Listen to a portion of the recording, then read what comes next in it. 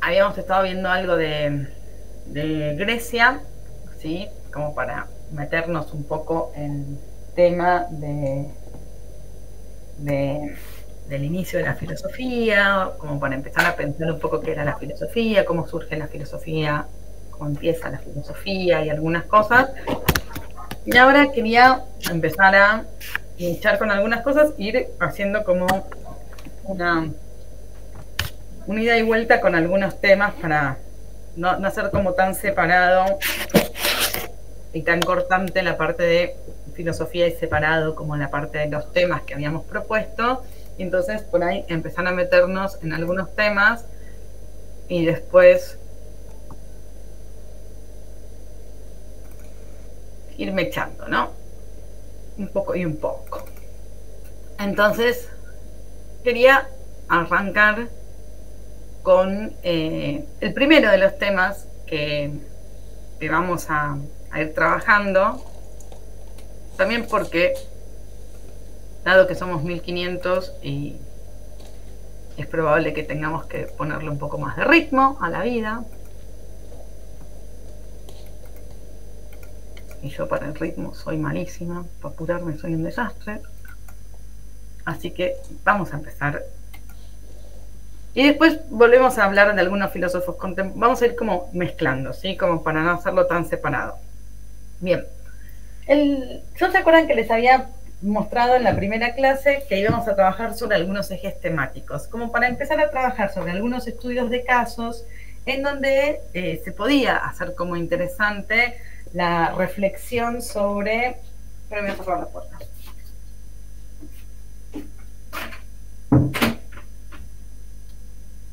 La reflexión sobre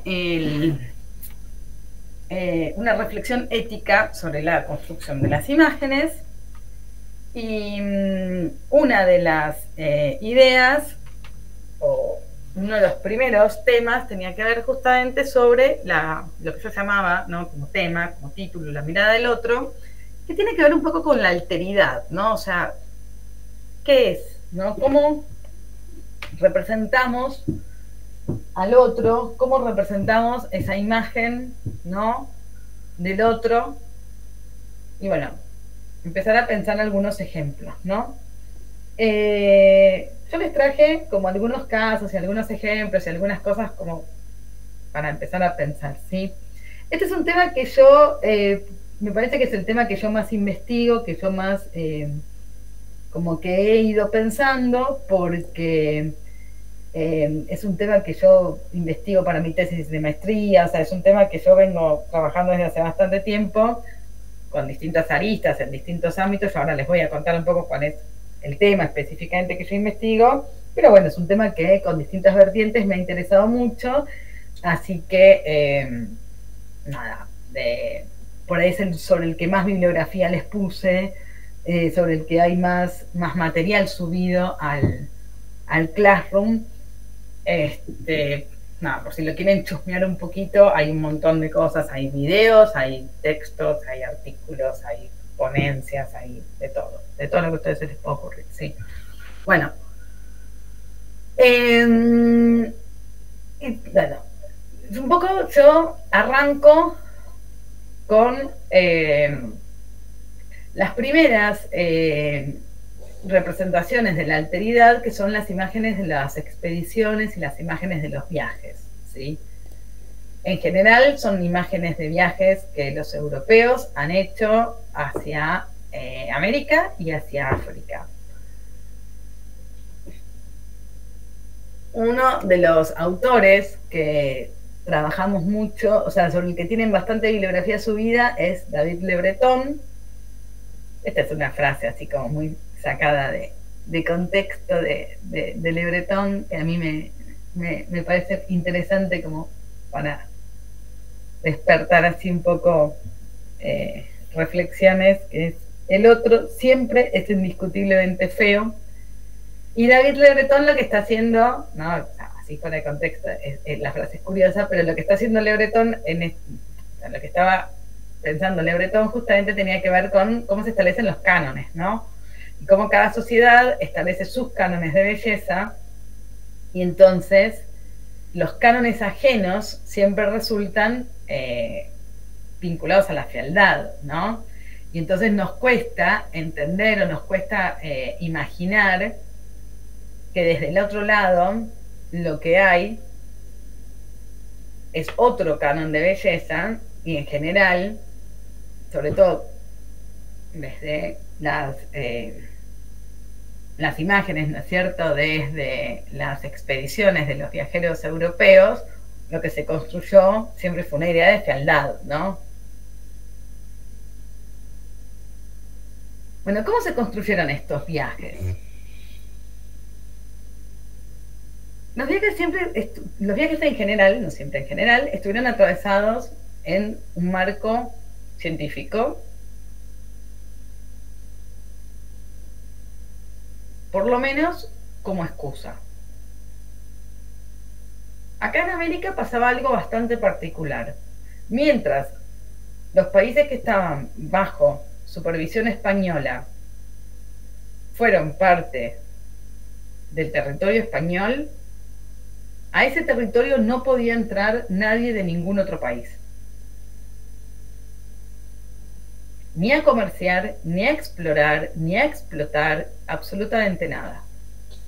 Entonces, cada vez que alguien de cualquier otro país quería entrar a los territorios, ¿no?, españoles, el único recurso que le quedaba era disfrazar la expedición de algo científico, pedir permiso y rezar para que el gobierno español se lo diera, la corona española se lo diera.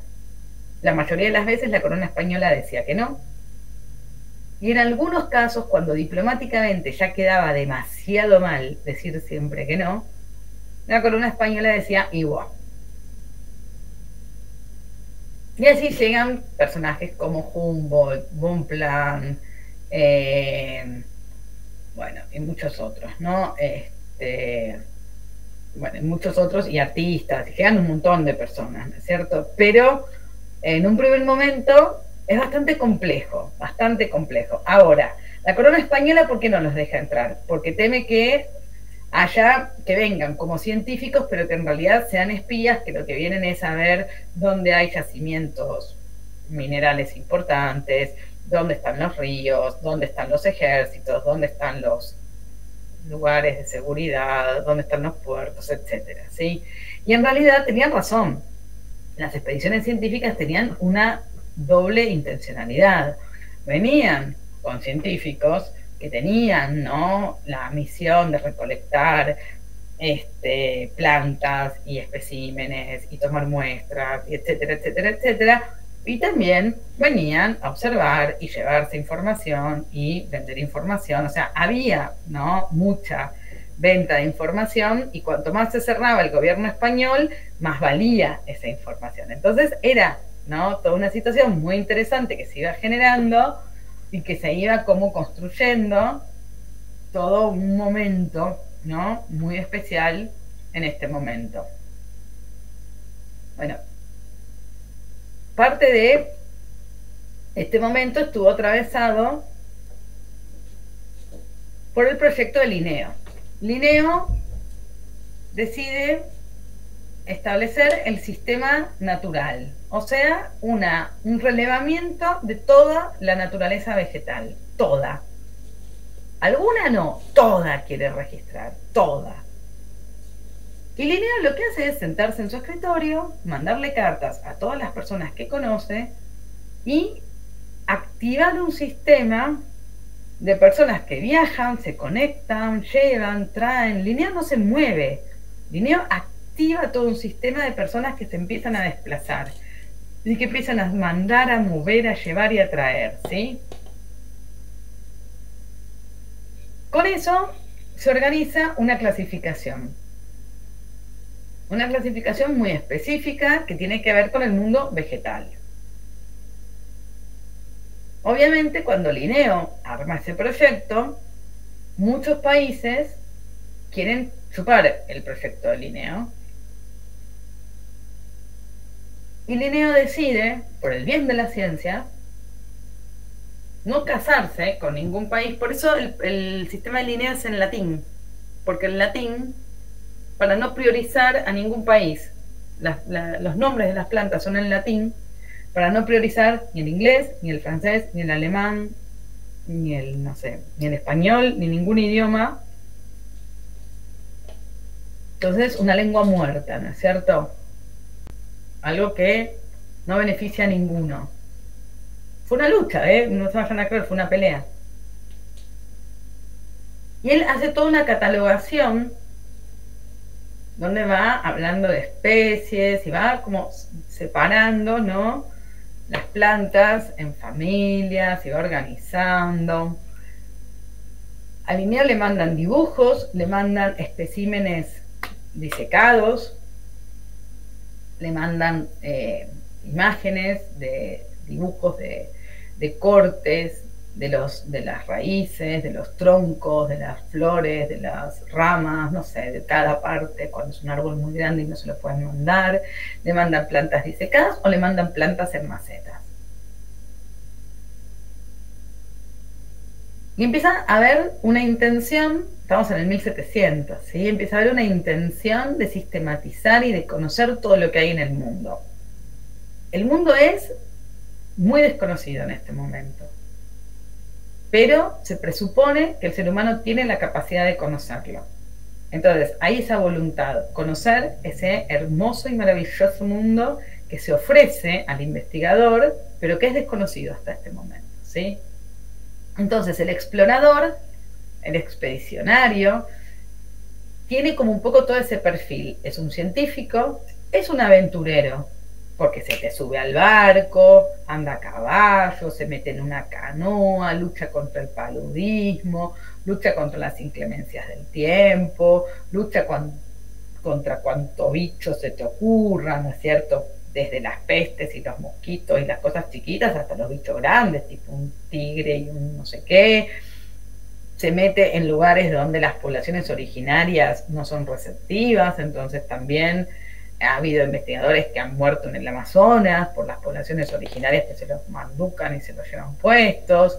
O sea, quedan, son aventureros porque realmente, ¿no? O sea, se meten en situaciones muy complicadas y que se necesita mucho coraje, ¿no? Entonces, por un lado, son científicos, son aventureros, pero también hay algo, ¿no?, de estrategia político y de búsqueda, ¿no?, de la cosa política, espionaje, ¿no? Hay algo ahí también que se mueve, que es importante.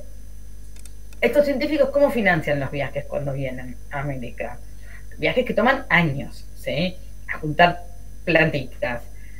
¿Cómo financian todo eso? Bueno, cuando vuelven, ese viaje, o sea, piden dinero y cuando vuelven ese viaje se financia con conferencias, o sea, se obtienen dinero con conferencias, muchísimas conferencias que dan y con libros que publican. Esos libros son las memorias de los viajes, que esos viajes, cuanto más interesantes sean las memorias, mejor. O sea, que si no te pasó nada, algo vas a tener que inventar, hermano, porque si no es un embole. Y álbumes de imágenes, que pueden ser grabados o acuarelas, ¿no? O sea, en general son grabados para poder multiplicar. Ahí los tenemos a Humboldt y Bonpland, hermosas calles de Palermo. Nuevamente, Humboldt y Bonpland, al pie del Chimborazo. ¿Y por qué les menciono esto? Porque si esta gente no vive alguna aventura importante, no es gracioso. O sea, siempre alguna aventura van a tener, ¿no es cierto? Porque imagínense que están en lugares cuyas geografías son distintas, los animales que conocen son distintas, las poblaciones que conocen son diferentes, tienen costumbres muy diferentes, comen comidas distintas, alguna enfermedad se van a agarrar, o sea, porque toman aguas distintas. O sea, imagínense que alguna aventura van a pasar, pero tienen que tener experiencias realmente significativas y diferentes. Entonces, todos los registros que van a hacer y todas las cosas que van a dejar representadas no son de las cosas que son parecidas a las que se viven en Europa o a las que se ven en Europa, sino que siempre van a quedar registradas las diferencias. Entonces, los paisajes, la naturaleza, las costumbres que van a quedar registradas son distintas. Por ejemplo, acá existía un grupo de personas que se llamaban los patagones, ¿sí? Que vivían en el sur y que se los conocían muy poquito y más que nada se los conocía porque dejaban unas huellas muy grandes. Entonces se pensaba que eran gigantescos, pero gigantescos. Se hace toda una expedición para ir a conocerlos y para medirlos. Entonces, van un grupo de personas hasta el sur de la Argentina. Estamos hablando de principios del siglo XIX. O sea, desplazarse hasta allá es realmente arriesgar la vida ante las inclemencias del tiempo. Podés morirte de hambre, te pueden comer crudo los pueblos originarios, te podés morir de frío, te pueden pasar 800 millones de cosas. Te fuiste para medir a esa gente porque pensás que son gigantes. O sea, es tu objetivo, ¿sí? Cuando llegaron, se dieron cuenta de que no eran tan distintos. Y entonces, ¿qué hicieron? Hacen todo un relevamiento donde miden a algunas de estas personas y las mediciones son medianamente razonables en relación a un europeo promedio. Obviamente, si los comparás con los pueblos originarios del norte de Argentina o de Perú, o de un poquito más al norte, Ecuador, y que eso, sí son más altos. Pero a comparación de las personas que estaban yendo a buscarlos, eran iguales, ¿sí? O sea, no era nada llamativo. Pero ¿cuáles son las imágenes los dibujos que hacen? De repente tenés dibujos de los investigadores mirando así y le llegaban, por ejemplo, como a la cintura. ¿Por qué? Porque ellos saben que no eran tan altos. Es más, cuando los miden, no falsean los números los colocan correctamente, pero los dibujos los hacen llamativos como para después venderlos. O sea, como que la búsqueda siempre es de lo exótico. Entonces, todas estas expediciones lo que buscan es construir, ¿no es cierto?, una imagen de la alteridad basada en el exotismo, basada en la diferencia, basada en lo que nos llama la atención, ¿no? Nunca en la conexión, sino en las cosas que sí pueden ser distintas y que sí son llamativamente diferentes, ¿no? Ya sea de la naturaleza, de los animales, de las costumbres, de lo que sea, ¿sí? Pero estas son de la expedición de Humboldt. Todo muy bonito, qué sé yo. En África pasó otra cosa. En África fue bastante distinto. Porque acá en América, no sé si todos saben, acá en América tuvimos a Fray Bartolomé Las Casas, que fue un gran defensor de las poblaciones originarias americanas y que fue el que estableció que las poblaciones originarias tenían alma. Motivo por el cual los pueblos originarios americanos no fueron reducidos a la esclavitud.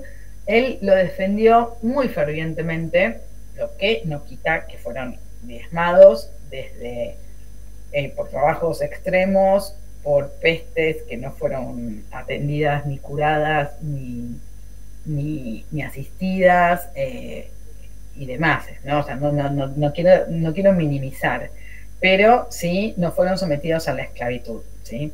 En cambio, en África, el negocio de la venta de seres humanos fue un negocio sumamente lucrativo, profundamente lucrativo, que involucró a muchísima gente que hoy en día por ahí nos sorprende, ¿no? O sea, hubo mucha gente que hoy en día son personas, por ejemplo, nosotros ahora vamos a leer una frase de Voltaire, que es un filósofo francés muy conocido, cuya fortuna se hizo con la venta de esclavos. Y no sé, a ver, la fortuna de la casa real holandesa a la que pertenece la reina Máxima, que acá todo el mundo la adora y qué sé yo, la fortuna de la casa real se hizo con la venta de esclavos. O sea, fortunas importantes, que hasta el día de hoy son importantes, se hicieron con la venta de esclavos, ¿no? O sea, sigue siendo un tema que sigue dando vueltas en la economía. Pero además, en esta época, mucha gente va a tener que construir discursos que avalen y que justifiquen ese sistema económico, ¿no? Y fíjense cómo lo justifica Voltaire. Miren cómo dice, ¿no? Representa un gran problema respecto de ellos, los africanos, saber si descienden del mono o si el mono desciende de ellos. Nuestros sabios han dicho que el hombre está hecho a imagen y semejanza de Dios. He aquí una cómica imagen del ser eterno, con una nariz aplastada y con poca o ninguna inteligencia. Divino, una persona maravillosa. Fíjense cómo el negocio, ¿no?, tan lucrativo de la esclavitud va a hacer que muchísima gente justifique intelectualmente, científicamente, vamos a ver, a través de distintos canales, que es válido, que no son lo suficientemente inteligentes, que no les importa, que no se puede hacer de otra manera. O sea, vamos a ver, ¿no es cierto?, cómo es esa construcción, ¿no?, de ese otro en el África negra, ¿no?, y cómo se va a... La África negra se refiere al África subsahariana. Para Europa, el África subsahariana, para Europa el África va a estar como dividida en dos partes que son como... Hay como una línea muy marcada, ¿sí? El África, que es, por ejemplo, Egipto, y que involucra de alguna manera el mundo árabe, por ahí en este momento todavía no tanto, pero que es Egipto, era una civilización, imagínense en el siglo XVIII, XVII, XVIII, era una civilización que había una valoración. Acuérdense, por ejemplo, del siglo XVIII, Napoleón viaja al norte de África y parte de la intención era estudiar el norte de Egipto y estudiar, ¿no?, la civilización egipcia y estudiar, ¿no?, Egipto, y había mucha admiración por Egipto. Ahora, el África subsahariana nunca despertó la misma admiración, nunca despertó ninguna admiración en Europa, y siempre fue la parte más propensa al saqueo brutal, ¿no es cierto? La parte como más sometida al saqueo brutal, ¿sí? Denme un segundito, ya vengo.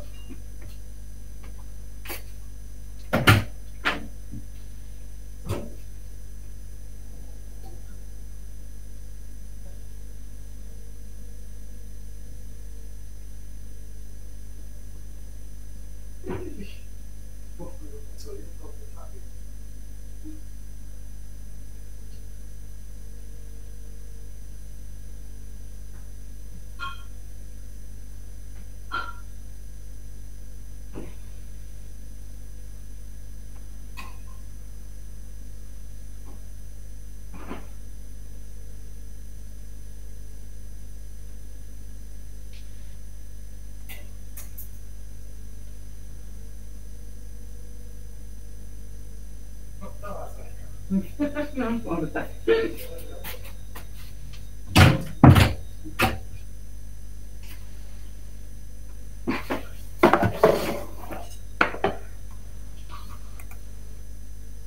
Bien.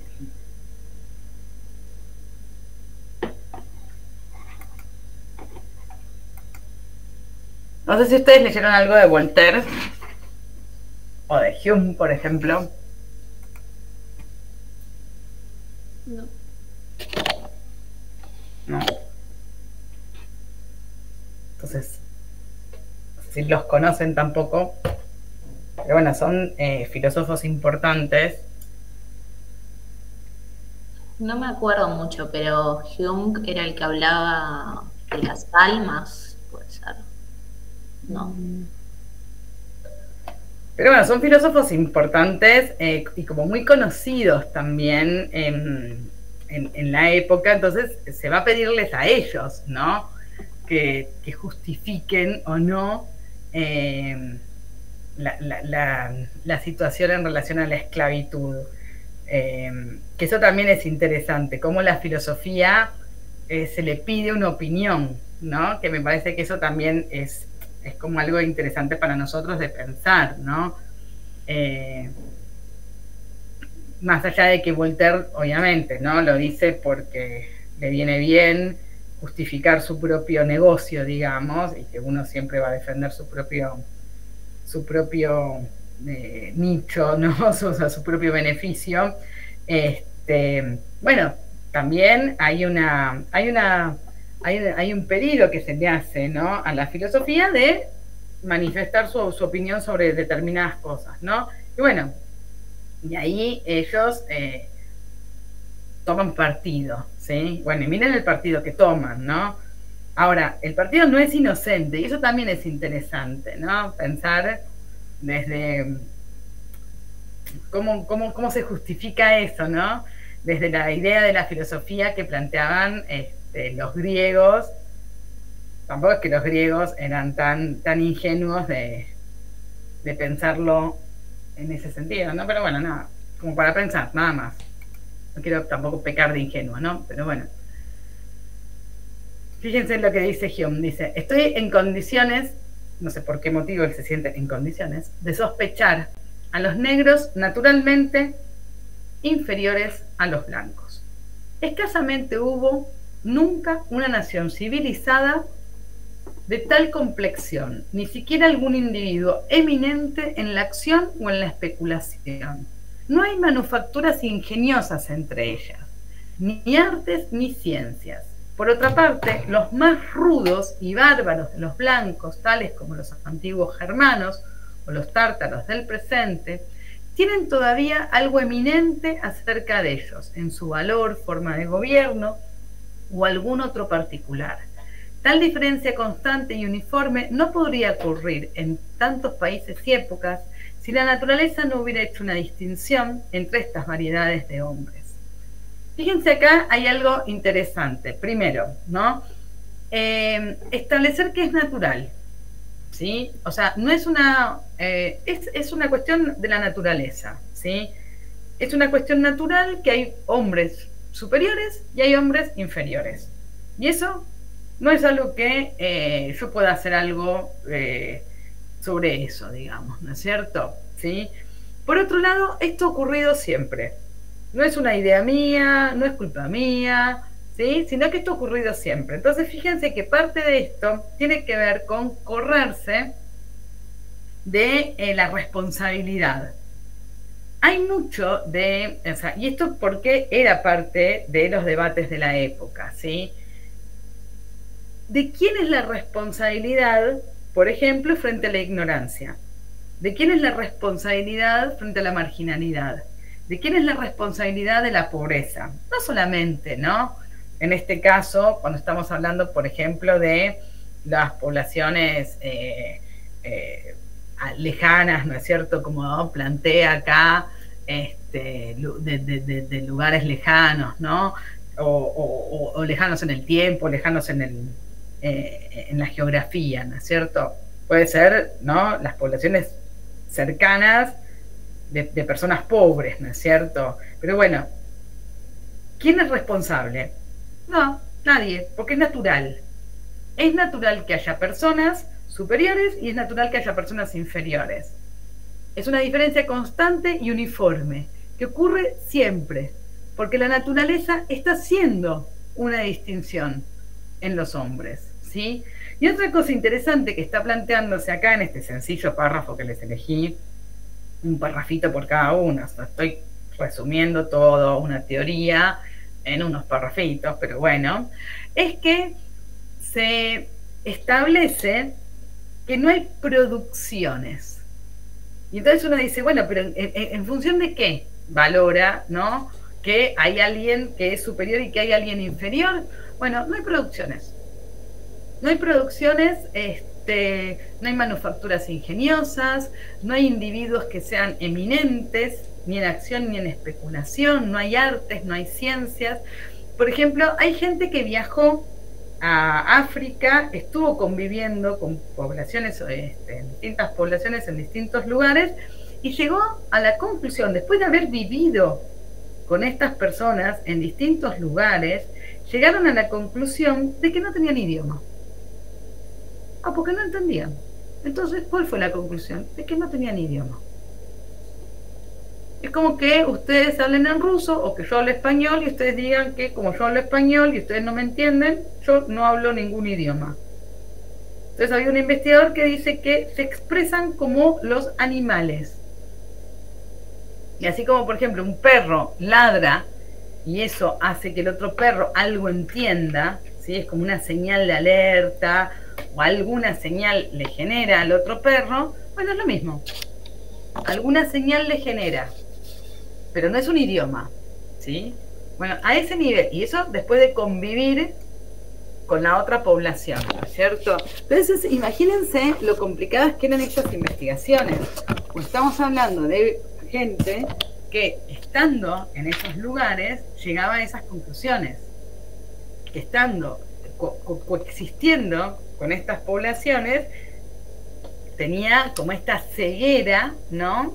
De no poder ni siquiera percibir que estas personas tenían un idioma en el que se comunicaban entre ellos, por más que los investigadores no lo comprendieran. Por ejemplo, que no, como las obras que hacían, ¿no es cierto?, no cumplían ninguno de los requisitos que a los europeos les interesaban, obviamente nada de lo que hacían tenía que ver con lo artístico, obviamente.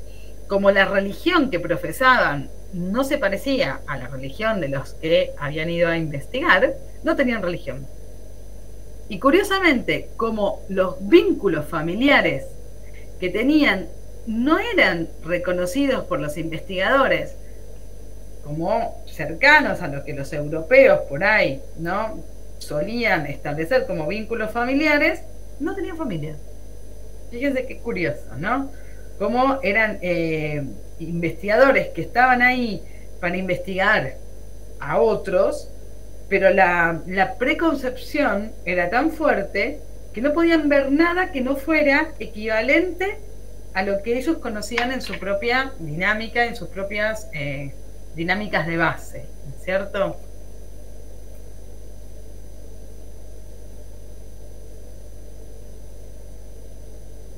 En general, estos grupos, cuando son descriptos, se los describe asociando sus rasgos físicos a los de los animales. Y cuanto menos se valoriza a los grupos, más se vincula la figura humana con rasgos vinculados a la fealdad y con características bestiales. Y acá hay una cosa interesante que vamos a mencionar. Durante mucho tiempo se dejó de usar el concepto de raza porque se había usado históricamente de una forma tan peyorativa, tan negativa, para establecer diferencias, ¿no?, entre los seres humanos, de una forma como tan brutal, que hubo un momento en el que se prefirió dejar de lado, ¿no?, esa diferencia. Pero ahí también salieron muchos investigadores o muchos intelectuales que quisieron reponer el concepto de raza, y aquí aparece, por ejemplo, la figura de un intelectual muy interesante, me parece que ustedes tienen subido algún material de él, se llama Achille Mbembe, que él habla sobre la necropolítica, y él recupera este concepto de raza. También muchos escritores desde el feminismo, ¿no es cierto?, dicen, bueno, tampoco es cuestión de que porque ha sido utilizado, ¿no es cierto?, de una manera peyorativa históricamente, saquemos, ¿no?, de la ecuación el concepto de raza y terminemos sin ponerlo como categoría de análisis. El concepto de raza tiene que ser una variable de análisis porque no es menor.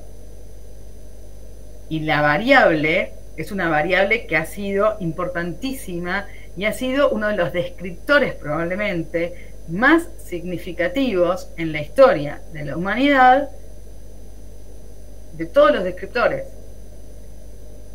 Es más, por eso menciono el tema de los feminismos, porque a raíz, ¿no?, no de la primera ola feminista, obviamente, pero de las siguientes, ahí fue cuando determinados grupos de mujeres negras empezaron a decir, bueno, sí, pero la problemática de las mujeres negras es totalmente distinta, y si no cruzamos la cuestión de género con la cuestión de raza, hay una cuestión que no se entiende. Y después se le puede cruzar la cuestión de género, la cuestión de raza, la cuestión de clase. O sea, son descriptores que se tienen que cruzar, ¿sí? Entonces, es como una idea que por ahí, al haber sido sacada de lado por ser políticamente correctos, de repente se invisibilizó toda una problemática, y me parece que es mucho más complicado invisibilizar una problemática, ¿no es cierto? Entonces es interesante, ¿no?, pensar cómo usamos los términos, qué pasa cuando no los usamos, qué pasa si los invisibilizamos, qué pasa si los sacamos del vocabulario, ¿no es cierto? Sí es cierto que hablar de raza ha sido peyorativo durante mucho tiempo, pero no hablar de raza es más problemático todavía, bueno, ¿no? O sea, todo lo que eso implica, me parece súper interesante de plantearlo, ¿no? Entonces, hoy en día, muchos teóricos contemporáneos que están laburando hoy, ¿no?, que me parece que son interesantes y que a mí por lo menos me moviliza lo que escriben, recuperan esta idea de raza y la vuelven a agarrar, ¿no? Y bueno, yo lo tomo desde ahí, ¿sí? Hace 20 años hablar de raza era más problemático, ¿sí? Para que lo vean, lo enganchan, ¿no? También pasó que, vuelvo para atrás, perdón. Pasan estas cosas también. Cuando Linneo plantea su sistema natural, Linneo plantea un sistema natural para las plantas. Y a mí, lo que diga Linneo de las plantas, seriamente, tampoco me quita el sueño, ¿sí? Y si Linneo plantea un montón de cosas en cuanto a las plantas, yo no me voy a poner a pensar éticamente cómo funciona el sistema de Linneo, porque son plantas, ¿sí? Y el especismo me llega hasta ahí. Yo, por ahí, si a alguien le interesa trabajar sobre el tema de los animales, lo podemos trabajar. Yo no tengo tanta bibliografía, no he armado un coso específico. La verdad que yo les armé todo más para pensar éticamente al ser humano. Ha habido cuatrimestres en donde ha habido gente que le ha interesado trabajar animales, y obviamente es posible y están totalmente habilitados.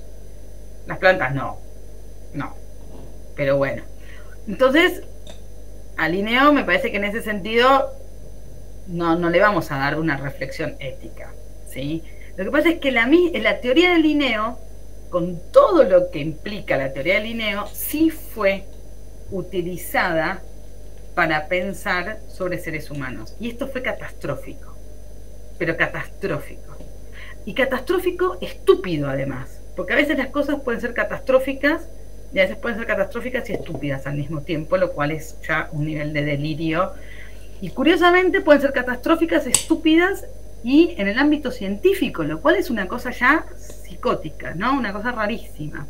Entonces, en el ámbito científico hubo grupos de personas que aplicaron el método de Linneo para pensar en los seres humanos, y llegaron a conclusiones que se contraponían totalmente contra lo empírico. Y el sistema de Linneo es profundamente empírico, totalmente empírico. Linneo agarra planta, cacha planta, observa planta, o sea, no hay nada más empírico que el sistema de Linneo, ¿sí? Entonces, ¿qué hicieron estas personas que aplicaron el sistema de Linneo? Por ejemplo, Linneo te dice, no sé, voy a poner cualquier ejemplo porque de botánica no sé nada, pero Linneo dice, tenés la margarita, tenés la rosa, margarita y rosa no se fecundan mutuamente, ¿sí? Y lo explica en función de las características de la especie margarita y de la especie rosa. Hay cosas que no funcionan, ¿sí? No sabría bien cómo explicarlo. Pero bueno, él va haciendo todas esas clasificaciones en donde hay determinadas plantas que se separan y hay otras plantas que no se separan, y va estableciendo esas categorías y esas divisiones, ¿sí? Imagínense si hacemos eso mismo en relación a los seres humanos. Primero, no tiene ningún sentido, ¿no? O sea, lo podemos entender desde cualquier cuestión lógica, pero además lo entendemos desde lo empírico. No tiene ningún sentido. Bueno, se aplicó para los seres humanos todas esas categorías en donde de repente se sacaron un montón de conclusiones en relación a que una persona blanca que se vinculaba sexualmente con una persona, bueno, primero que no se puede, o sea, como que no había una vinculación sexual, lo cual sucedía todo el tiempo, ¿no es cierto? Pero bueno, ¿no? No podían tener descendencia, las colonias estaban llenas de zambos, mulatos, mestizos, estaban llenas. No sabemos qué son esas personas porque según está estos grupos eso no podía suceder, ¿no? Entonces, imagínense científicos desde Europa en un escritorio llegando a estas conclusiones bizarrísimas sin haber pisado el territorio nunca y haciendo conclusiones que no tenían ningún asidero en absolutamente nada, ¿no? Entonces también hay mucho, o sea, todo esto partió de mucho desconocimiento, de aplicar sistemas y categorías que no tenían absolutamente nada que ver, porque un sistema botánico no se puede aplicar a los seres humanos impunemente, por ahí podrías intentarlo y lo probás, y por ahí funciona, por ahí no, pero en este caso, bueno, obviamente no funcionaba. Entonces, sucedieron, ¿no? Como muchas diversas cuestiones que fueron como muy, llamaron mucho, como mucho la atención. Además, todo esto se mezcla, ¿no es cierto?, con un cariz medio vinculado al espectáculo, ¿sí? Entonces, como les decía, por un lado, los investigadores viajan y cuando vuelven traen especímenes, los exhiben, hacen demostraciones, hacen exhibiciones de imágenes, de conferencias, de grabados y a veces de especímenes vivos. Por ejemplo, acá tenemos el caso de la que fue llamada, porque a nadie se le ocurrió preguntarle cómo se llamaba, ¿no? Entonces, de esta mujer que llamaba, a la que le pusieron de nombre Venus Hotentote. Los Hotentotes nunca existieron, es un nombre que se les puso desde, digamos, la mirada europea. No es que es un grupo humano existente, desde afuera se les bautizó de esa manera, y que tiene, digamos, unos glúteos prominentes por una acumulación de grasa, que es una cuestión hormonal, que tiene un nombre, que no me acuerdo cómo se llama,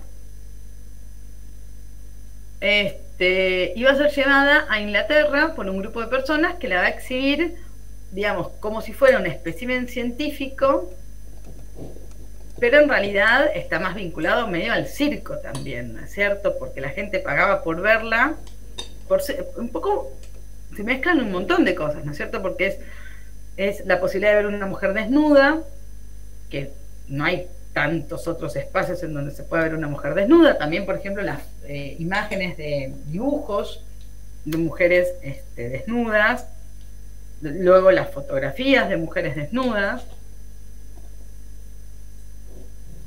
Entonces, se juega un poco también el tema del desnudo, la exhibición de un cuerpo que no es un cuerpo, que es un cuerpo que llama la atención por algún detalle, ¿no es cierto? Entonces, algo hay que nos llama la atención, entonces, ¿no? Es la exhibición de un cuerpo diferente, que es negro además. Entonces es esa excusa, ¿no?, de el espécimen que es investigado y al mismo tiempo es visto no solo por investigadores, sino por público en general, que paga unas monedas y que puede mirar, puede tocar, y ella tiene que estar sometida a la exhibición constante de su cuerpo. Bueno, el Parlamento en Inglaterra, en un momento dado, llegó a la conclusión de que no daba, ¿no?, que era como demasiado la exhibición de este ser humano, y que era como inmoral exhibir de esta forma a esta persona, y entonces resolvieron prohibir su exhibición. Pero miren, y esto pasó en distintos casos, pasó lo mismo. No es algo atípico. Deciden prohibir su exhibición y listo, nada más. No es que les dicen a las personas que la exhibían que la tienen que devolver a su país de origen o qué es lo que tienen que hacer con ella. Simplemente dicen, no pueden exhibirla nunca más. Entonces esta gente ya no puede redituar económicamente con esta mujer y entonces la van a vender a a la misma situación, pero en Francia. Como en Inglaterra no se la dejan seguir exhibiendo, la venden a Francia.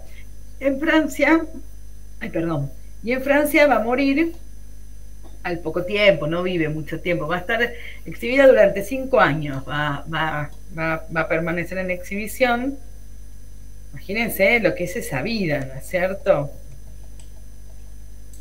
Además, nunca sin hablar el idioma, o sea, también tratar de imaginar, ¿no es cierto?, lo que es en una sociedad que uno no entiende. O sea, te casaron un día en tu país, te llevaron a una sociedad totalmente diferente, donde te sacan la ropa y te exhiben para que un montón de gente te mire. O sea, imagínense, ¿no es cierto? Bueno, cuando muere,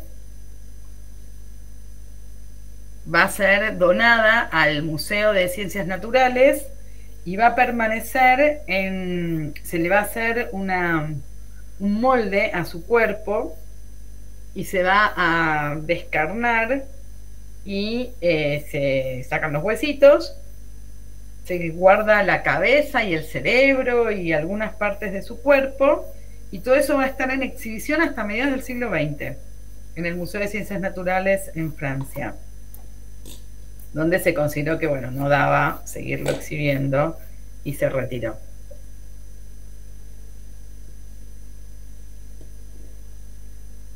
Después hubo otro caso, que es el de esta figura, que durante un montón de tiempo se pensó que era una escultura y en realidad era una persona real embalsamada, que nunca se sabe bien. Era en un museo de curiosidades de dos hermanos, también en Francia.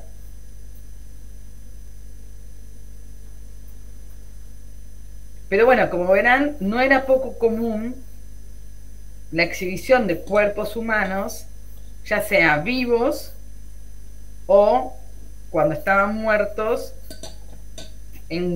como huesos en osamentas, o disecados y preparados como si fueran embalsamados para la contemplación de estas figuras como exóticas, ¿no es cierto?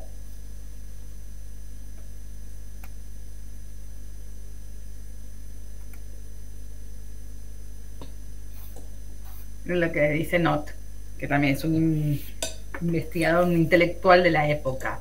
Estas son todas tribus salvajes, poco distintas en naturaleza física y propensiones morales a los hotentotes. Nuevamente aparece esta palabra, hotentotes.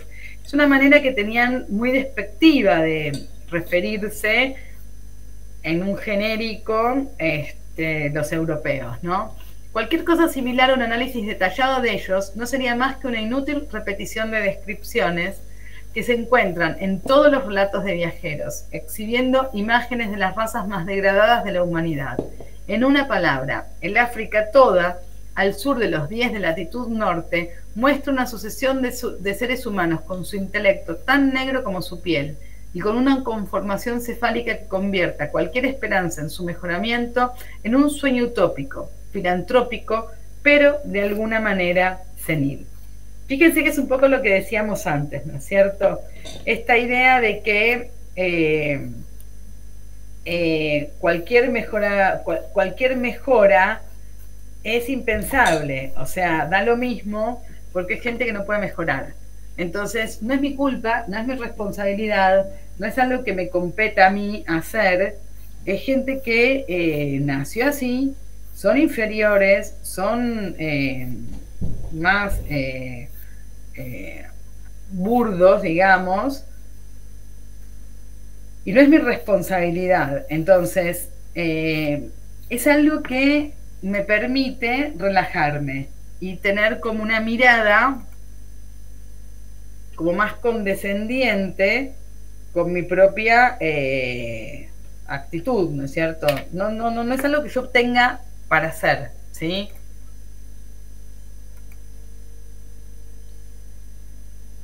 El mismo no. La historia no muestra evidencia de que la educación o cualquier influencia de civilización que pueda llevarse hacia razas de organización inferior puedan cambiar radicalmente su carácter físico ni en consecuencia moral.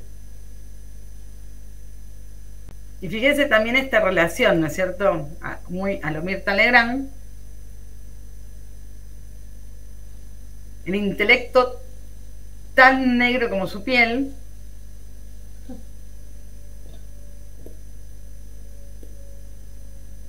y la idea de lo que mencionábamos antes, ¿no? De esa idea del África del Norte y el África del Sur, ¿no?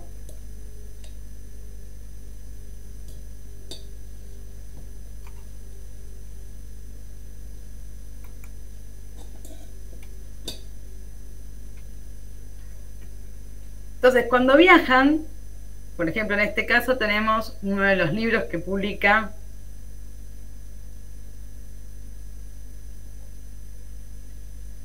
Alfred Russel Wallace. Cuando viajan, por ejemplo, al archipiélago malayo, lo que muestran es justamente eso.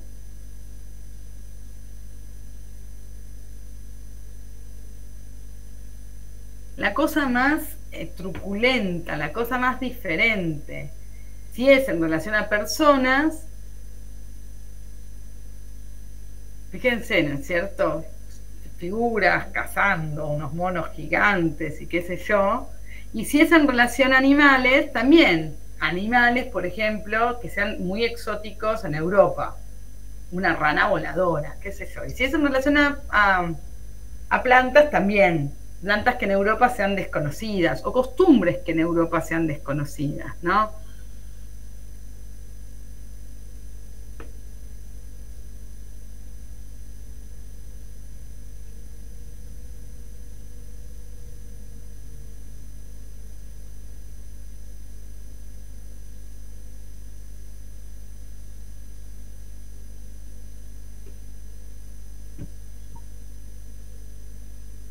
¿Cómo vamos hasta ahí?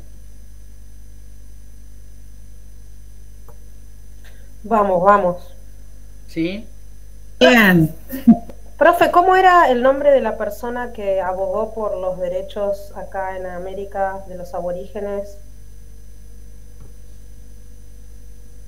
¿Cómo, perdón? No te escuché.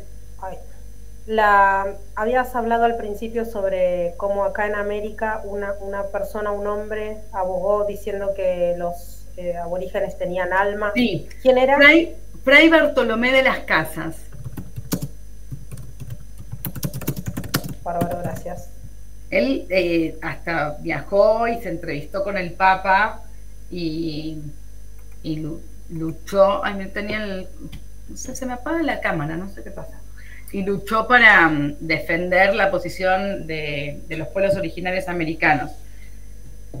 En el camino le soltó completamente la mano a los esclavos africanos. Si depende a quién leas, hay gente que lo explica diciendo no se podía salvar a los dos y había que elegir y bueno, hubo que tomar una decisión y había que salvar a alguien, ¿no? Y él había, desde el inicio, había luchado muy enérgicamente por salvar a los pueblos americanos y lograr las mejores condiciones posibles y bueno, qué sé yo, no sé, es complejísima la situación, obviamente no es culpa de él, absolutamente nada, ¿no? Pero fue muy compleja la situación que le tocó a él y él luchó enérgicamente por defender eso, ¿sí? Así que bueno, de todas formas, los pueblos originarios americanos, ustedes saben que también no lo pasaron, fue un genocidio brutal, pero podría haber sido peor, así que imagínense.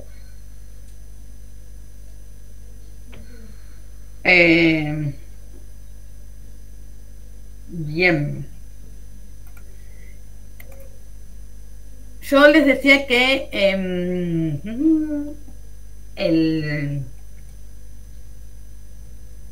uno de los temas que yo trabajo es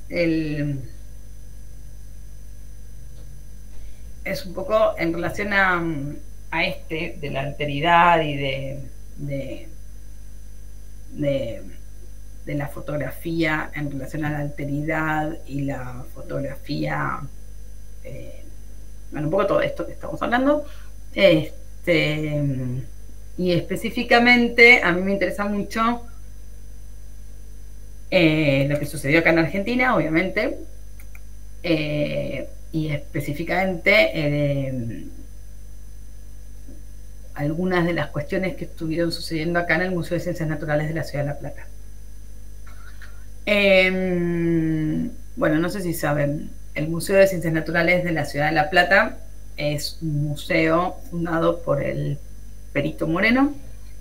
El Perito Moreno fue un personaje muy interesante. Desde niño fue un gran coleccionista de piedras. Siempre se dedicó al coleccionismo de piedras y de fósiles. Fue perito en límites, de ahí viene su nombre de perito. Es un nombre, es un título, de perito. Fue perito en límites cuando tuvimos que establecer los límites con Chile. Hizo un servicio muy significativo a la Argentina, muy importante. Servicio que la Argentina le pagó muy amablemente con tierras en el sur, y que a la muerte del Perito Moreno, el Perito donó nuevamente a la Argentina para que ahí se construyeran los primeros parques nacionales. O sea que los parques nacionales, el inicio, digamos, de los parques nacionales que tenemos nosotros en la Argentina, un poco surgen, ¿no?, de la primera donación del Perito Moreno. Es una figura compleja, muy compleja, porque por un lado hizo cosas interesantes, colaboró, como les digo, en el establecimiento de los límites con Chile, que es una cosa súper compleja. No sé si ustedes se pusieron a pensar alguna vez, pero nosotros tenemos un enorme territorio que limita con otro país en una cordillera. Establecete un límite ahí. O sea, es muy difícil, muy, muy difícil. No es que hay un río que divide, no es que es fácil. O sea, andate a subir a la cordillera y establecete dónde poner el límite entre un país y el otro. O sea, fue complejo, hubo guerras en el medio, o sea, no fue nada sencillito, ¿sí? Entonces, fue toda una tarea, ¿no? Obviamente, la fundación del Museo de Ciencias Naturales también fue súper importante, fue una cosa importantísima. Fue un museo que estuvo a la vanguardia del mundo, lo conectó con todos los grandes investigadores y con todos los grandes museos del mundo. El Perito Moreno estaba en contacto por carta en ese momento con los grandes investigadores del mundo. Trajo acá a la Argentina a un montón de investigadores, trajo fotógrafos, trajo a paleontólogos botánicos, trajo un montón de gente de distintos países. O sea, para las ciencias en Argentina él hizo algo valioso, digamos, importante.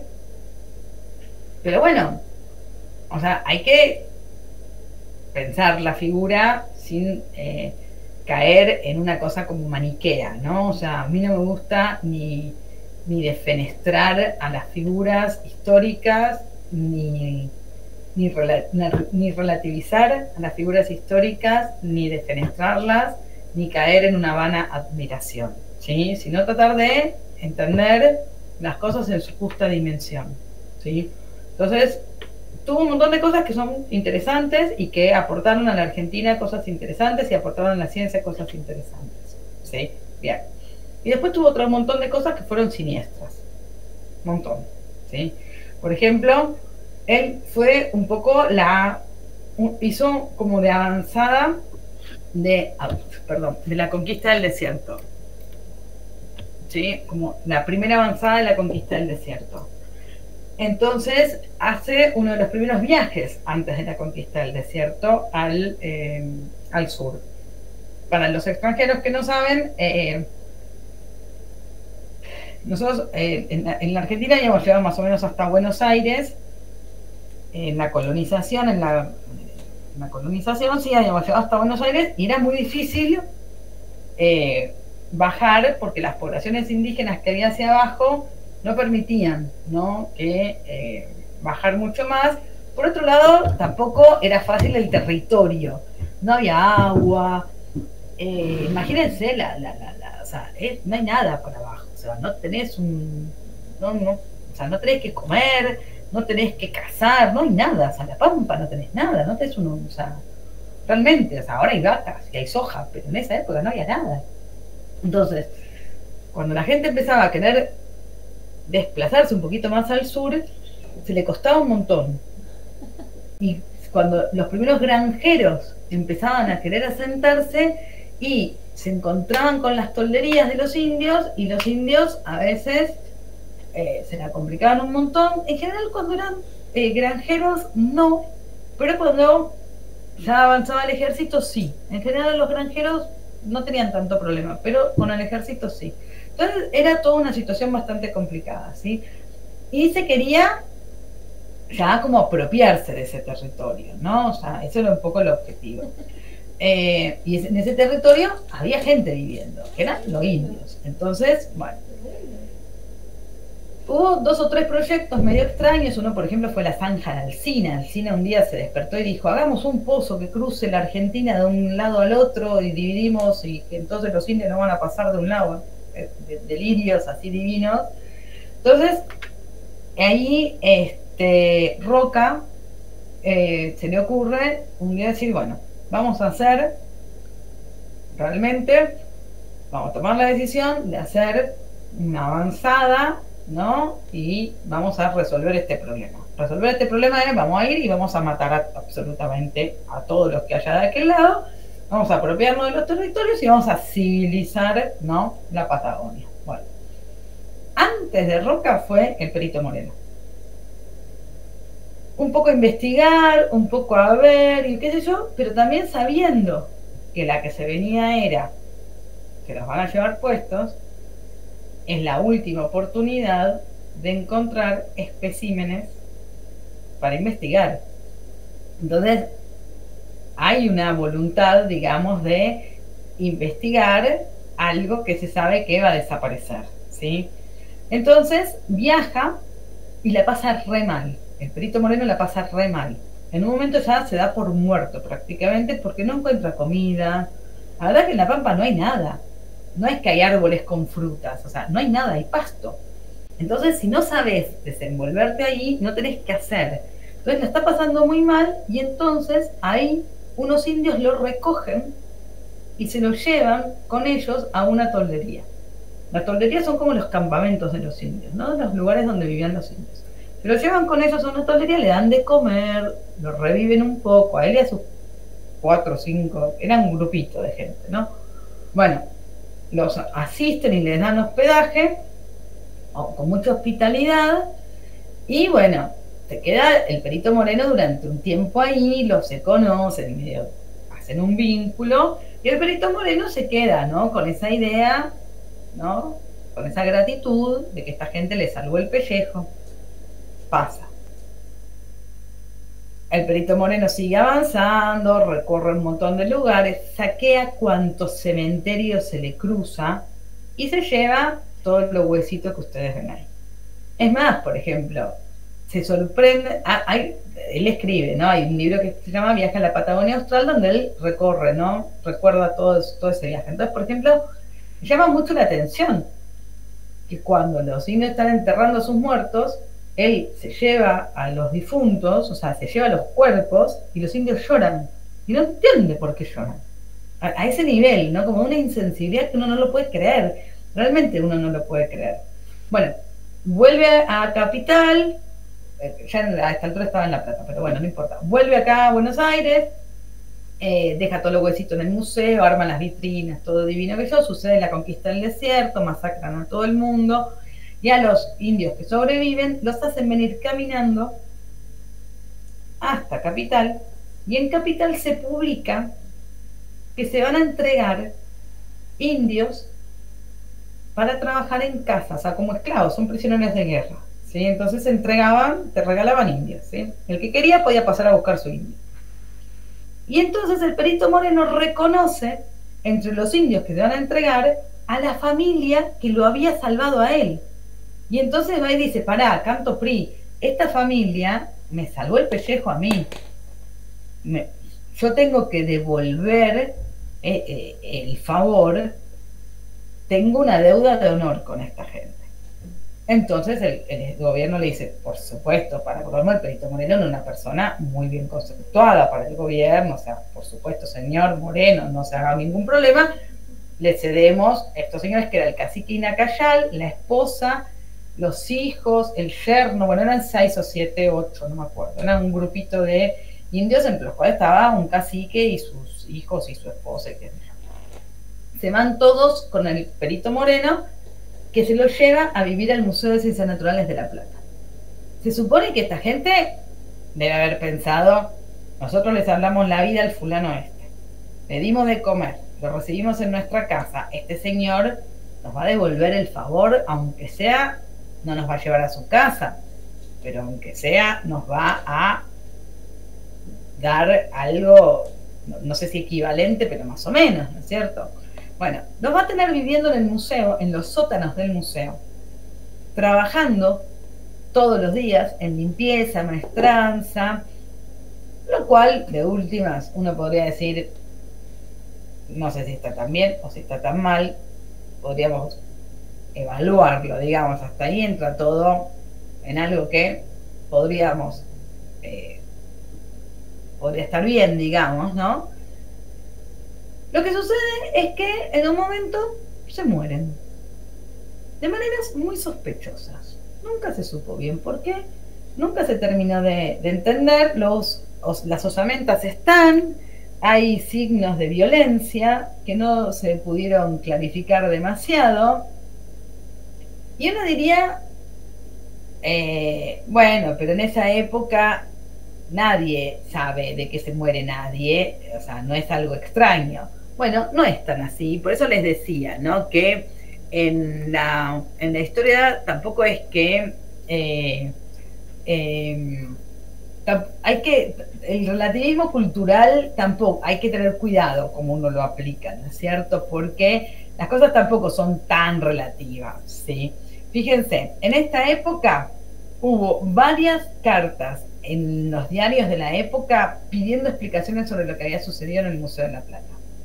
O sea, que a la gente en la época no le parecía tan natural que estas personas se hubiesen muerto y que nadie explicara y nadie diera ninguna explicación, quiero decir, o nadie preguntara por qué estaban muertas estas personas, qué les había sucedido. Cuando las primeras personas se murieron y la gente empezó a insistir para que alguien vaya a averiguar, fue la policía y el Perito Moreno dijo, mirá, no, lo lamento, no tenemos los cuerpos porque ya los descarnamos y los exhibimos los huesitos en las vitrinas, o sea, no te puedo decir nada, o sea, ya está. Entonces, ya en la época esto empezó a sonar raro, ¿sí? Entonces, el Perito Moreno se transformó al día de hoy en una figura polémica, ¿no? Extraña. Y no hay que simplificarlo. Me parece a mí que lo último que podemos hacer nosotros es simplificarlo. Me parece que sería como ni pensarlo como maniqueamente, ni como un monstruo maligno, ni como una excelente y amorosa persona, sino entenderlo con toda su problemática, ¿no es cierto? Era una persona que fue problemática, o sea, que para la historia es problemática, que nos cuesta tratar de entenderla, cuya creación del museo, ¿no? También es problemática cuando el museo pasa a él armó el museo como si fuera propio, es que el museo era propio. Cuando el museo empieza, él lo arma con sus propias colecciones que él había conformado desde que era chiquitito. La primera parte del museo son sus colecciones que él tenía desde casi su infancia y su propia biblioteca.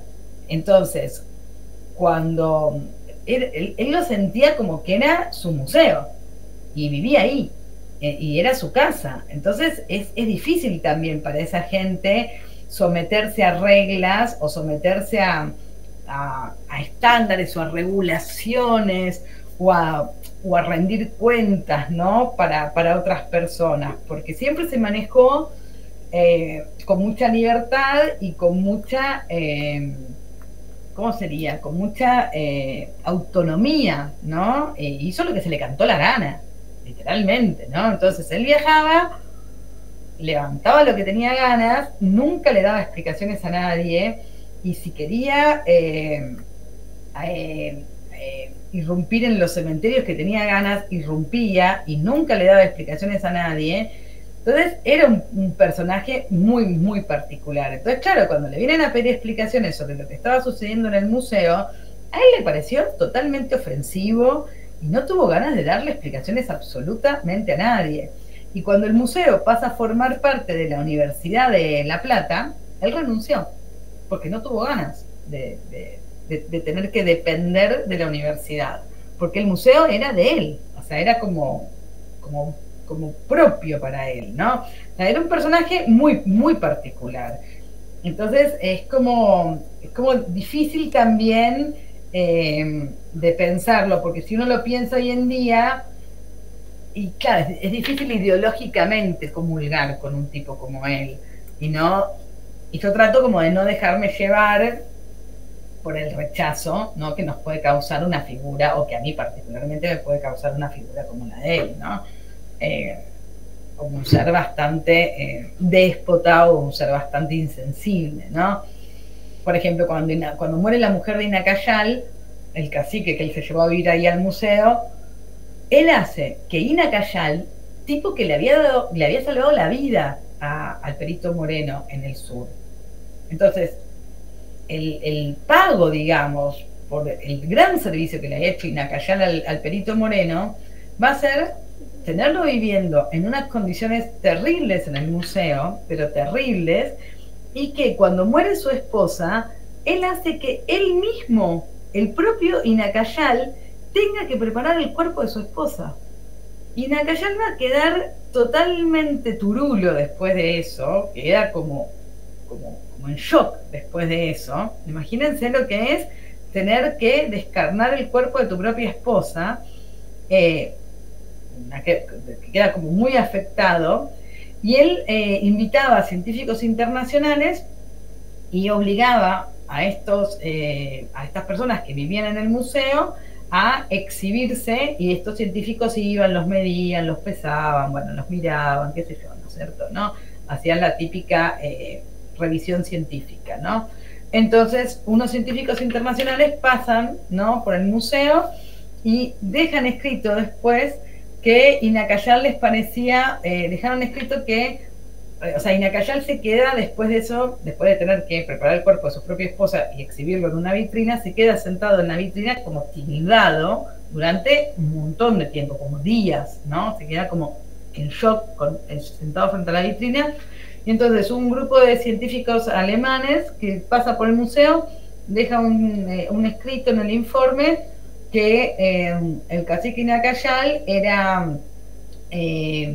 vago y perezoso como todos los indios de su especie, porque bueno, no se movía, se quedaba sentado mirando una vitrina sin moverse. Y decís, realmente, ¿no? O sea, venir acá a la Argentina, hacer una observación de una persona y no observar absolutamente nada, es muy raro, ¿no? O sea, ¿qué observaron, no? Nada, absolutamente nada. ¿Qué entendieron? Nada, absolutamente nada, es muy raro. Pero también te pones a pensar que el Perito Moreno, cómo lo llevó al extremo de la ruina a Inacayal, que lo que nosotros sabemos es que era un cacique valiente, era una persona muy importante en su momento, muy importante, una figura muy importante en su momento, y lo llevó a la ruina total, o sea, a un tipo que no podía levantarse de la silla y no podía dejar de mirar la vitrina donde estaban los huesos de su esposa, ¿no? Una figura muy compleja, ¿no? Muy compleja. Después, claro, hay gente que por ahí lo valora como el creador de los parques nacionales, y también es cierto, o por su influencia en la influencia en los límites y todo eso, que también es cierto, ¿no? O sea, todo. Bueno, yo lo que trabajo específicamente es las fotografías que sacó un fotógrafo traído por el Perito Moreno al Museo de Ciencias Naturales de La Plata. El fotógrafo era Carlos Brut, traído que vino de Alemania. y cómo esas fotografías construyen, ¿no?, esa idea de la alteridad, ¿no?, del otro como espécimen, y esa operación, ¿no?, de alteridad está avalada por un discurso científico, ¿no?, que es lo que estamos diciendo, que promueve la racialización de los cuerpos. Las fotos son estas. Las fotos fueron sacadas en el Ingenio La Esperanza, que es un ingenio azucarero, porque Carlos Bruch, el fotógrafo, viajó y dijo, acá está el lugar perfecto, porque claro, él iba a las poblaciones y la gente no tenía ganas de salir fotografiada, porque tenía miedo de las cámaras de fotos, porque no sabía para qué usaban las cámaras de fotos los fotógrafos, y además porque este fue el momento, 1906, imagínense ustedes, ya hay mucha desconfianza con la cámara de fotos, mucha desconfianza, porque son los inicios de la foto para la criminalística. Entonces los indios lo saben y no tienen ganas de salir en las fotos. Y además a los científicos estos quieren que salgan desnudos. Y los indios no andan desnudos, a esa altura ya no andan desnudos, y no quieren salir desnudos. No saben bien para qué quieren salir, para qué los quieren desnudos. Es toda una cosa muy rara para ellos, no terminan de entender muy bien cuál es el uso de estas fotos, entonces prefieren no hacerlo. Y lo que consigue acá Carlos Bruch es que el dueño del ingenio, para el cual trabajan estas personas, les dice, flaco, van y se sacan las fotos. Entonces consigue un lugar en donde hay un montón de distintos grupos humanos, de distintos lugares, porque hay matacos, hay de distintos grupos, ahora no me acuerdo bien de dónde son. Estos son... son de 4 lugares, son de 4 poblaciones diferentes y ¿cómo se llama? Lo cual para él es genial porque tiene, en vez de tener que ir a 4 lugares distintos, en un mismo lugar tiene a todo el mundo. Por otro lado, en el ingenio tiene una casa bonita, que es la casa de los dueños del ingenio, donde se puede quedar y hacer base y comer rico, porque le dan de comer bonito, o sea, no es que está en el medio de la selva sacando fotos de gente y haciendo un esfuerzo titánico, sino que está cómodo, alojado súper confortablemente. Entonces es como muy piola para él la posibilidad de, o sea, cómo resuelve todo en el ingenio, ¿no es cierto? Es como una forma de resolver el tema de la fotografía de una manera súper efectiva y eficiente. Y estas fotos él las va a usar para vender, justamente con la intención de venderlas. Son para el museo y para una publicación del museo y para vender en universidades, para vender, ¿sí? Entonces tienen que tener cierto rigor científico. Mucho rigor no tienen,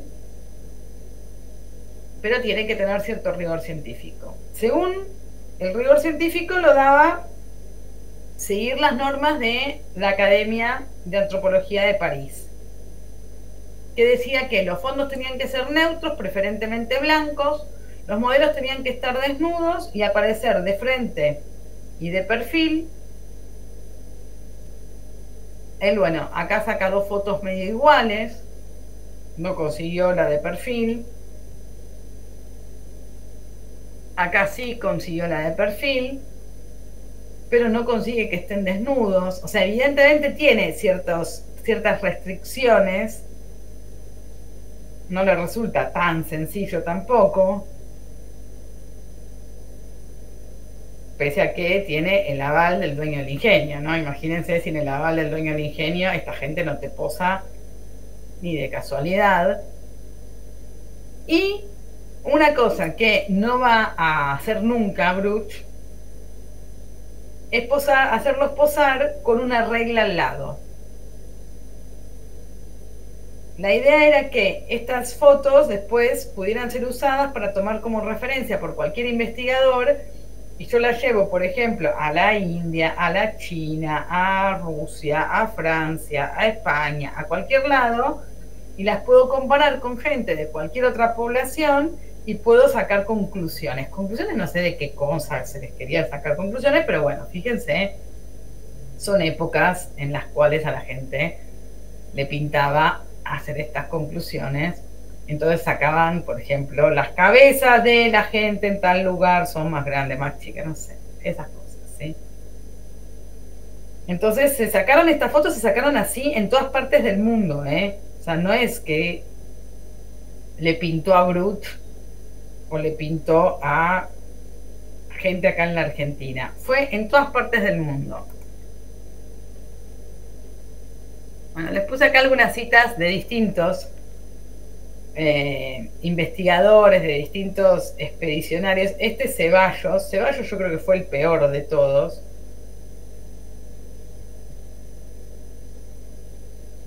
Dirigióme a visitar los cementerios indígenas, de los cuales obtuve importantes colecciones de cráneos araucanos, debido a la buena voluntad del capitán Arriola, segundo jefe de Guaminí. Estas reliquias indígenas tienen tanto más valor para el antropólogo cuanto es evidente que el tipo puro de la raza araucana se perdía en nuestro país por el cruzamiento de los blancos, que por delitos comunes y militares ganaban los toldos del bárbaro, y con los numerosísimos cautivos arrebatados por el indio en los cultivados campos.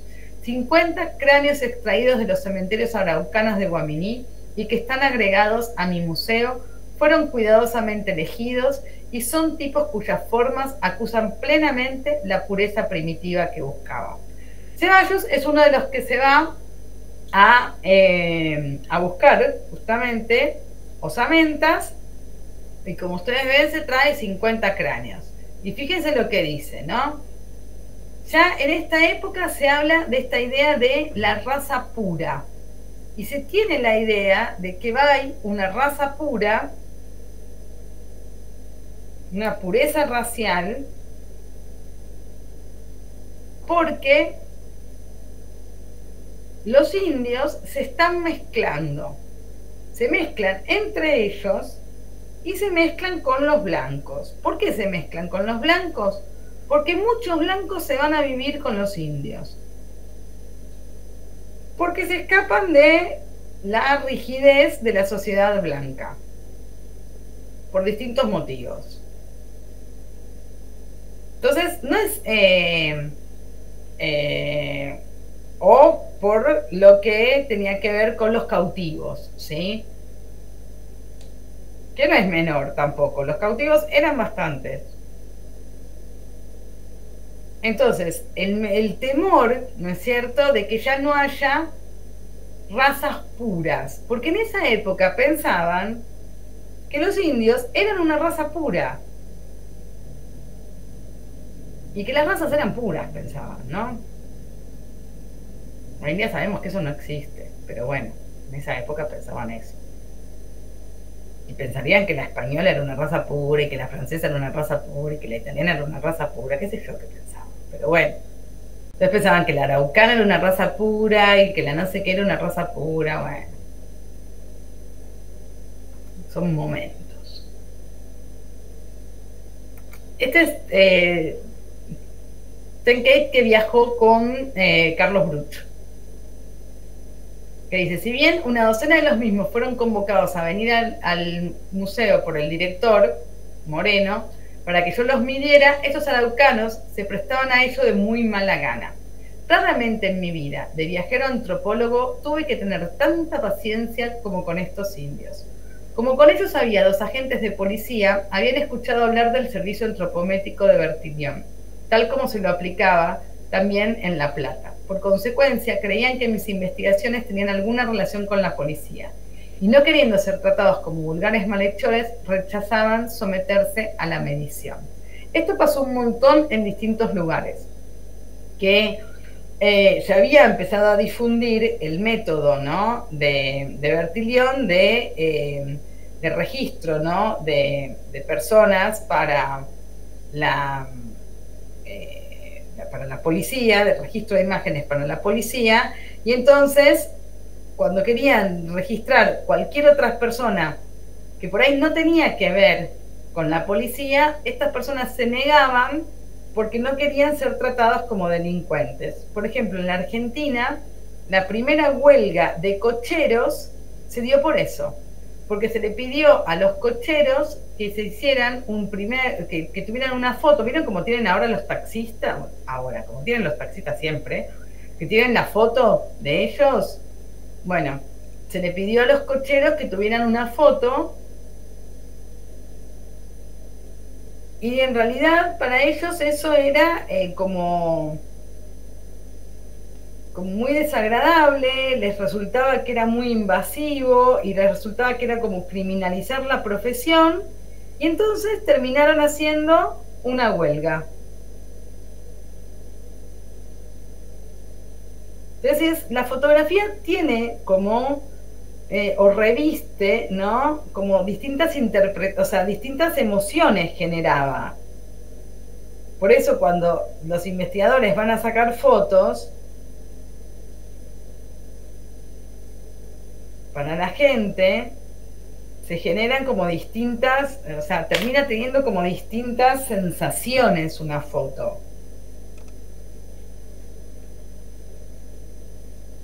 No todo el mundo la interpreta de la misma manera. Bueno, y después algunas otras de las fotos que hace son estas.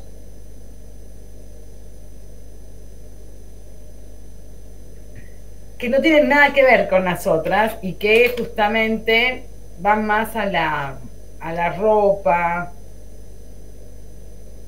al paisaje, las figuras juntas.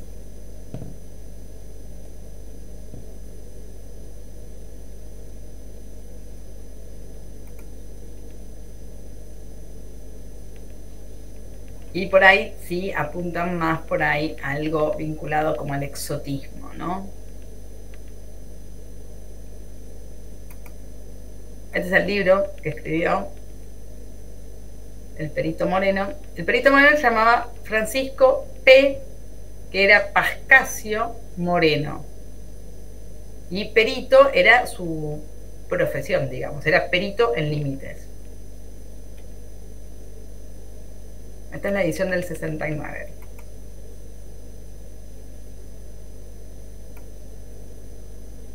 Miren lo que dice en un momento. Consintió en que hiciéramos su fotografía, pero de ninguna manera quiso que midiera su cuerpo y sobre todo su cabeza.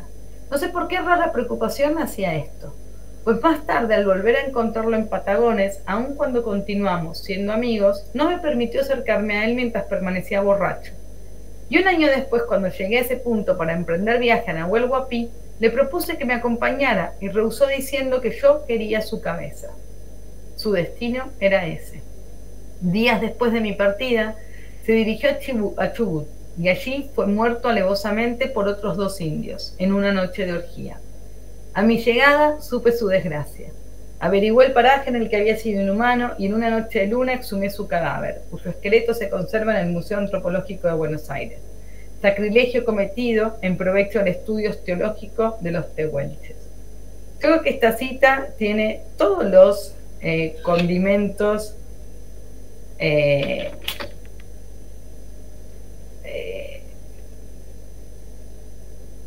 todos los desaires que un ser humano puede hacerle al otro están planteados en esta cita, ¿no? Primero, se sorprende de que el otro sea capaz de pensar que a él le interesaba su cabeza y después termina diciendo su destino era ese. No sé por qué extraño motivo se le ocurrió que yo quería su cabeza, su destino era ese, día después me quedé con su cabeza que está colgada en el... O sea, es increíble.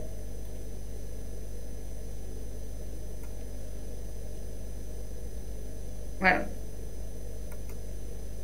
La persona que encontró estas fotografías que yo les estoy mostrando en el Museo de Ciencias Naturales de La Plata se llama Javier Kriskowski y era el fotógrafo, conservador de fotografía del Museo de Ciencias Naturales de La Plata. Él hizo todo el relevamiento, la puesta en valor, la conservación de estas fotos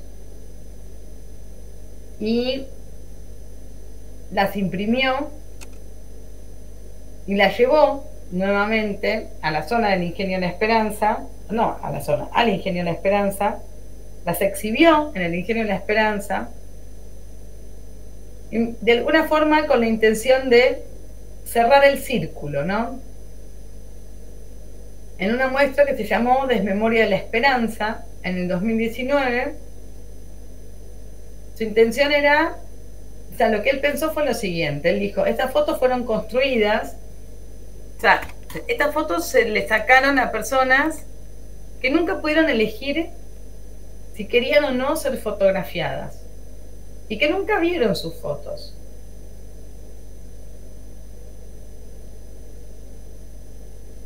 Entonces, llevarlas a su lugar y mostrarlas en su lugar era una manera para él, simbólica, ritual, de cerrar ese círculo y como de reparar un poco ese sentido.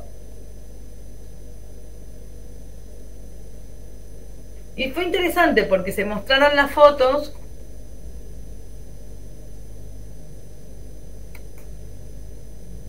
y hay gente que vive ahí que son probablemente descendientes de estas personas.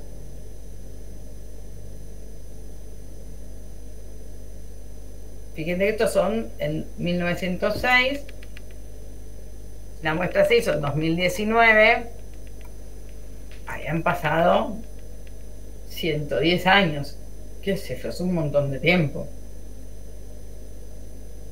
Pero hay gente que de repente encontró parecidos y sintió, ¿no?, que alguna de esas fotos hablaba de ellos. Entonces, es interesante lo que sucedió, todo lo que se generó, todo lo que se movió en relación a esa muestra y esa devolución de las fotos, ¿no? Me parece que es como que fue como sumamente enriquecedor. Y otro laburo interesante en relación a las fotos es un laburo que hizo un ex alumno de la EAF, que se llama Marco Bufano, que trabajó con la técnica del... ¿cómo se llama?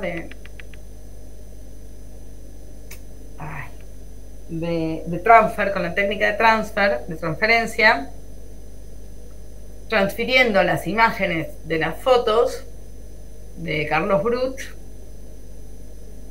a tacos de madera de la ex ESMA.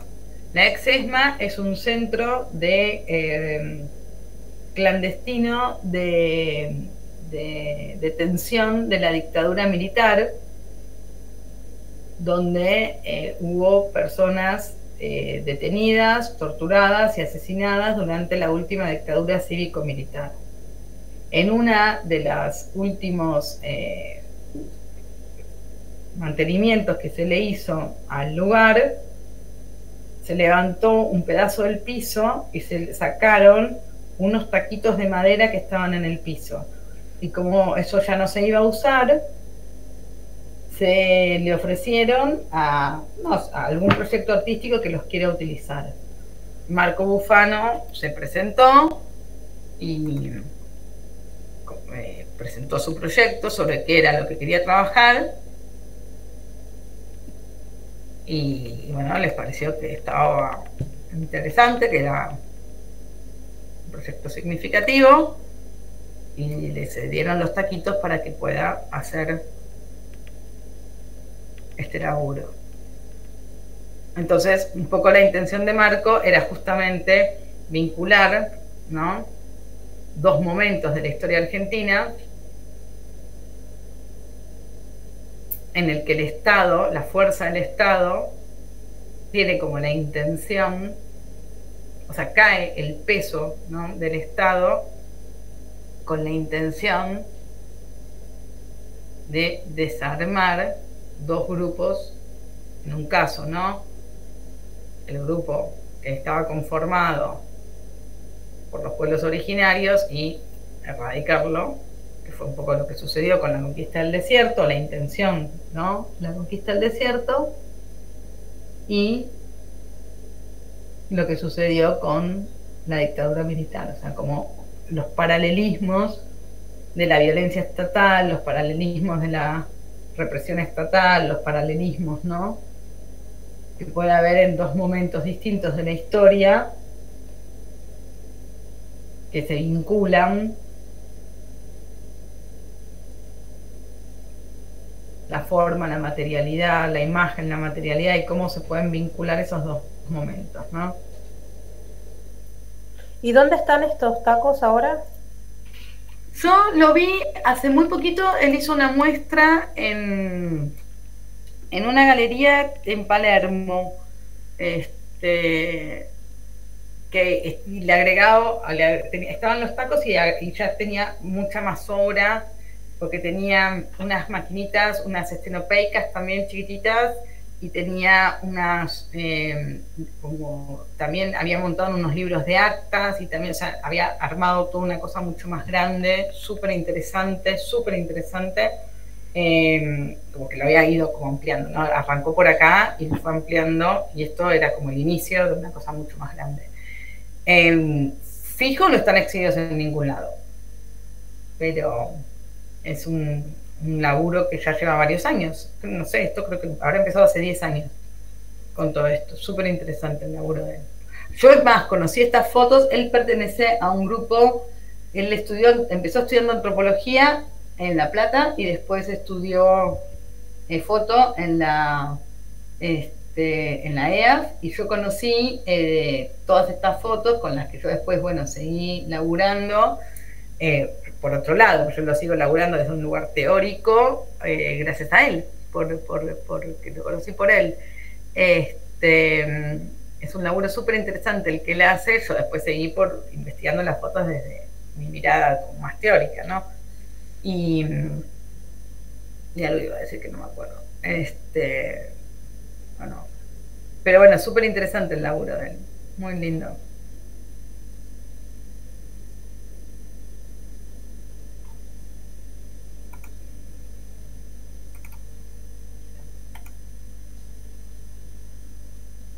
Bien, dudas, muchachos, muchachas, preguntas.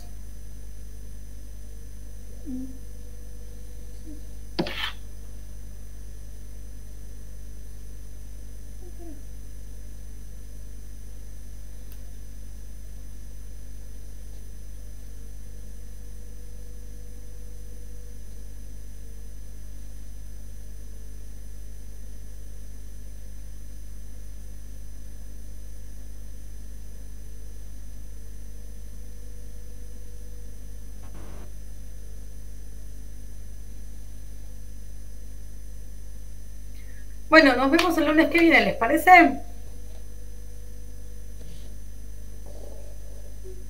Gracias, profe. Perfecto. Valeria, una preguntita. Sí. ¿Vos tomaste mucho al principio? Porque yo no estuve al principio. No, no tomé hoy. No, está bien. Bueno, tomo otro día. Okay. Bueno, profe. No, profe, gracias. Nos vemos, chicos. Muy buenas semanas. ¿Sí? Chao, chao. Chao.